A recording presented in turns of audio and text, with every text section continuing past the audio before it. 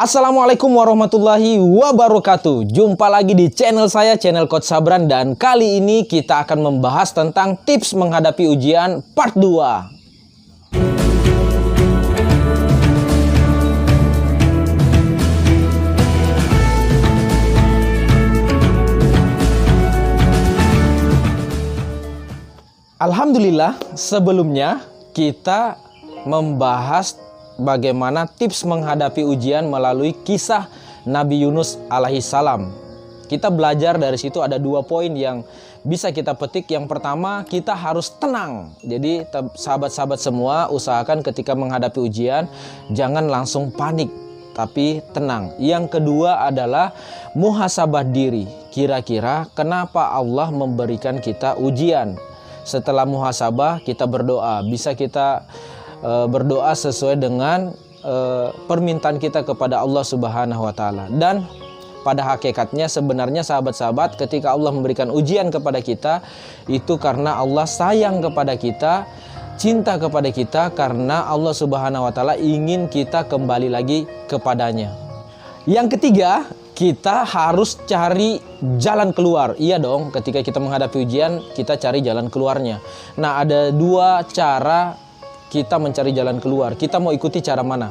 Yang pertama, apakah kita ingin pakai caranya Allah atau kita ingin pakai cara manusia, cara kita? Nah, bagi seorang muslim tentu kita akan menggunakan cara Allah. Misalnya kita menggunakan cara manusia. Kita punya ujian, ada masalah, kita hadapi dengan kekerasan. Itu bukan menyelesaikan masalah, bahkan menambah masalah. Nah, kita kembalikan. Bagaimana caranya? Mungkin dalam Islam kita sabar, ya seperti itu. Nah, sahabat-sahabat, ketika kita memiliki ujian dan kita menyelesaikannya dengan cara manusia, maka saya ucapkan selamat datang di dunia kerja keras. Tapi kalau sahabat-sahabat menyelesaikan masalah dengan caranya Allah Subhanahu wa Ta'ala, saya ucapkan juga selamat datang di dunia keajaiban. Saya punya satu cerita yang bisa menggambarkan bagaimana keajaiban itu datang ketika diselesaikan dengan caranya Allah. Sahabat pasti ingat kejadian video yang viral di bulan Juni 2019. Video ini terjadi di Kabupaten Baru, namanya kakek Arsad. Jadi kakek Arsad itu adalah seorang pemulung, kemudian petugas kebersihan di sebuah sekolah. Tapi saat dia memasak, kemudian dia pergi mencari plastik-plastik. Saat dia pulang, rumahnya sudah terbakar, habis terbakar. Sudah banyak warga yang berkumpul di depan rumahnya. Bahkan ada yang memvideokan kakek Arsad itu datang dari jauh sambil melihat rumahnya yang sudah habis terbakar. Apa yang terjadi? Setelah rumahnya terbakar dan semua api sudah padam, kakek Arsad melakukan satu hal yang membuat banyak orang prihatin. Kakek Arsad mengais-ngais sisa kebakaran. Ternyata kakek Arsad mencari tabungannya yang senilai 2 juta rupiah. Namun tabungan itu juga habis, hilang. Dan ketika ditanya, "Kek, tabungannya untuk apa?" Tabungannya untuk umroh.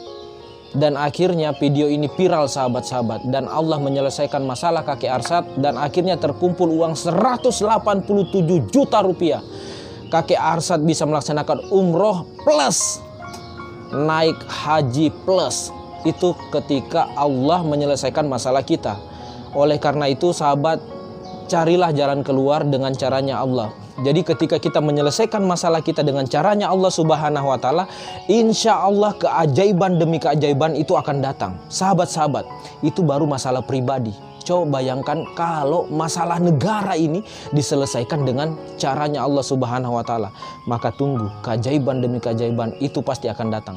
Yang keempat adalah, setelah kita menemukan cara formula untuk menyelesaikan ujian itu, mintalah nasihat kepada orang-orang terdekat sahabat-sahabat, seperti orang tua atau sahabat terdekat kita yang bisa dipercaya, atau guru-guru pengajian kita. Kita tanyakan apakah jalan keluar yang akan kita tempuh atau sahabat-sahabat tempuh itu sudah benar atau tidak.